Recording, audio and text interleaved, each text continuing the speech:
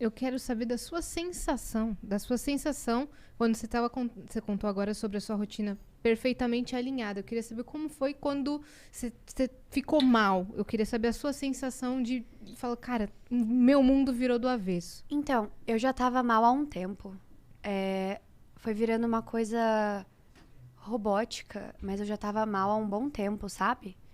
E demorou pra eu me dar conta de que eu não tava bem mesmo e que eu precisava de ajuda. É difícil pedir ajuda em alguns momentos e algumas situações. Dá medo pedir ajuda, dá vergonha, mas eu pedi e foi muito dolorido pra mim, assim, ver muitas coisas na minha vida. E isso me impulsionou a querer mudar de vida e de rotina, sabe? Eu falei, eu preciso mudar. Eu já sei tudo que já passou, eu já sei como que é. Eu posso viver um novo. Eu tenho esse direito e eu mereço viver o novo na minha vida. Então, eu vou me dar esse privilégio. E vou recomeçar, sim. E vou fazer coisas diferentes, sim. E vou levantar a bandeira que eu quiser, sim. E vou me aproximar da minha família de novo, sim. Que foi, acho que, o meu maior erro do mundo, assim. Por imaturidade. Por cegueira, mas é isso. E o que seria da vida sem os recomeços, sabe? Sim. E sua base estava lá, firme e forte. Firme e forte. Ontem eu tava até falando com os meus pais, eu falei assim, nossa, a gente tava num momento de família, porque ontem eu tava com eles. Eu falei, a gente é uma alcateia, assim, sabe? Cada hora um vai puxando o outro. E eu falei, se vocês não tivessem me ensinado o valor da família quando eu era criança, eu não teria voltado pra casa. Mas por eu ter aprendido o valor da família, eu voltei pra casa. E a minha base é muito forte. E não nego a minha raiz, não nego a minha base. Hoje não, sabe? Eu lamento, às vezes, a imaturidade, mas faz parte do ser humano. Faz parte.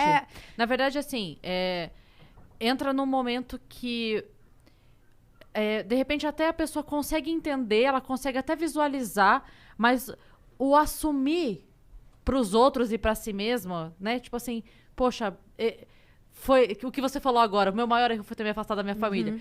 Assumir isso, o ego fica brigando ali, né? Muito. Tipo, poxa vida, eu vou ter que... Voltar vou ter atrás. eu tomei essa decisão tão certa de mim, e agora eu vou ter que falar, eita, não tava tão certo assim, não.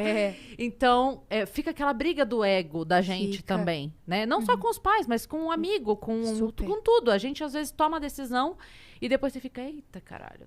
Agora eu vou ter que voltar pra aquela pessoa lá e falar que aquilo que eu tava brigando como certo não era tão certo. E escutar todos o eu avisei. Isso é chato, Mas é que, faz sinceramente, eu não ouvi isso dos meus pais. Ah, tá. Os meus pais, eles olharam pra mim e falaram, filha, eu sempre acreditei em você.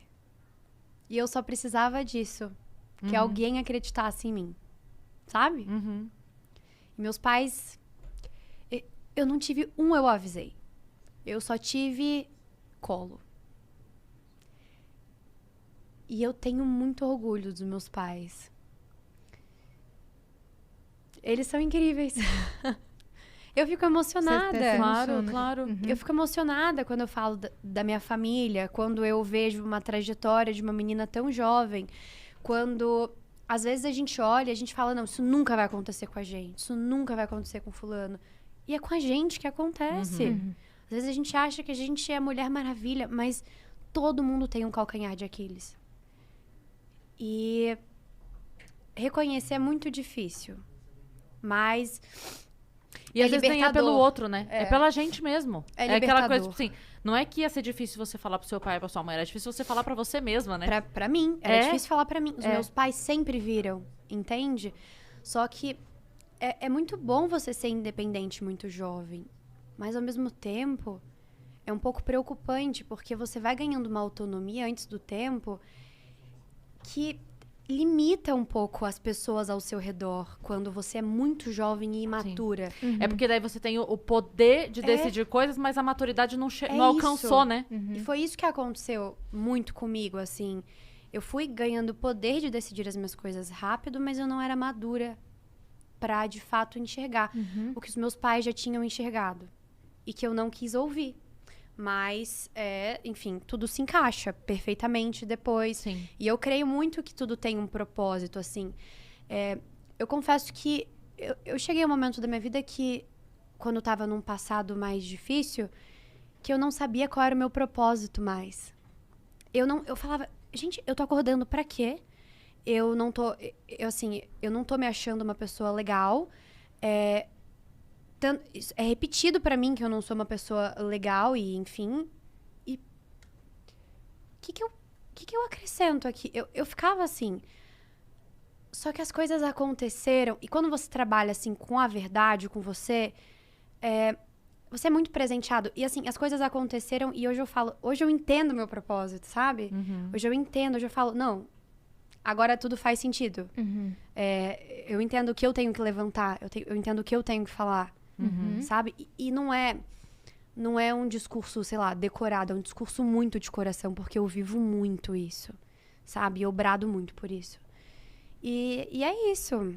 A Duda de hoje tá um pouco mais fechada, tá um pouco mais com o pé atrás. Como é que você se sente? Pra ser honesta, a Duda de hoje se sente ansiosa, às vezes apavorada em sair na rua. E eu nunca falo isso, mas assim, às vezes eu saio na rua e minha respiração até já ela já fica um pouco ofegante. Às vezes eu tenho a sensação que eu tô sendo perseguida, é muito estranho. Eu tenho muito trauma ainda, tipo, eu tenho uns resquícios que levam anos pra cicatrizar. Levam anos. E você tem esse tempo, né? Você é jovem, você felizmente teve a sua família que te acolheu e que já tinha te dado, porque isso realmente você falou, e de fato é uma coisa que todo mundo tem que saber, assim.